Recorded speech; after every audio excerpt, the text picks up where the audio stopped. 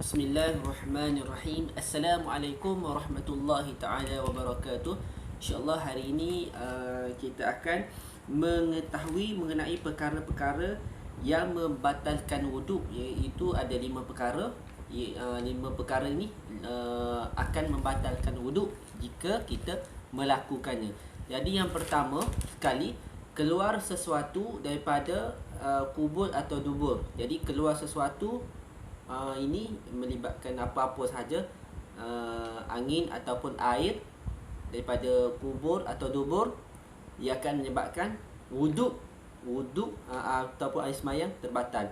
Yang kedua, tidur dalam keadaan punggung yang tidak tetap. Papan punggung kita tu tidak tetap.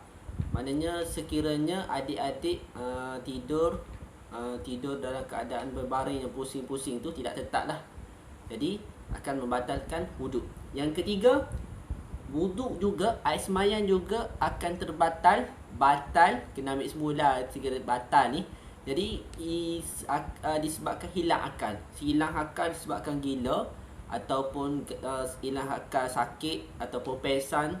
Jadi tiba-tiba sedar lepas tu, walaupun kita sebelum itu kita dah ambil wuduk, kita nak sembahyang, nak sentuh Al-Quran, jadi tidak boleh, sebabnya kita telah hilang akal. Jadi menyebabkan terbatal wuduk. Yang keempat, bersentuh antara kulit lelaki dan kulit perempuan, lelaki dan perempuan yang bukan muhrim, tanpa berlapik. Jadi sekiranya bersentuh, dikira batal, dalam hukum batal wuduk tersebut.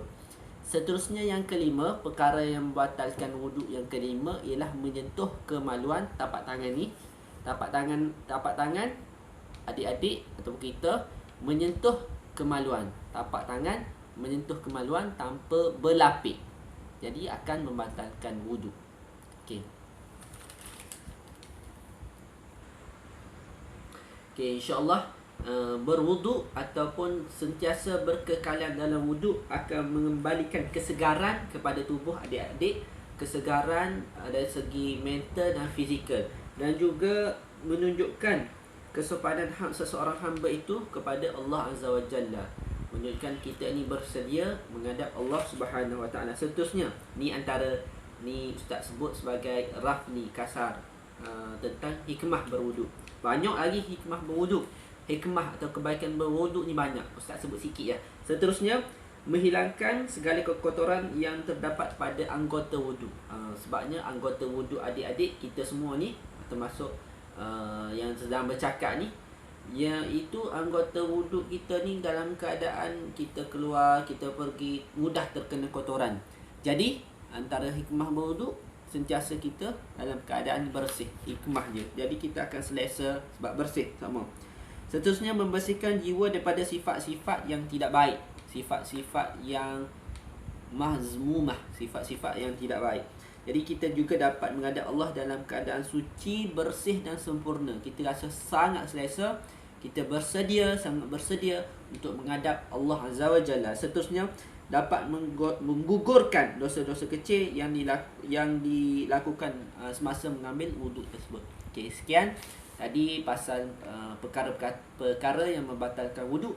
Jadi ini Ustaz sentuh sikit hikmah berwuduk, sedikit sahaja. Banyak lagi yang lain, terutamanya semasa musim COVID-19, Malaysia dan negara-negara lain yang dilanda dengan penyakit ini.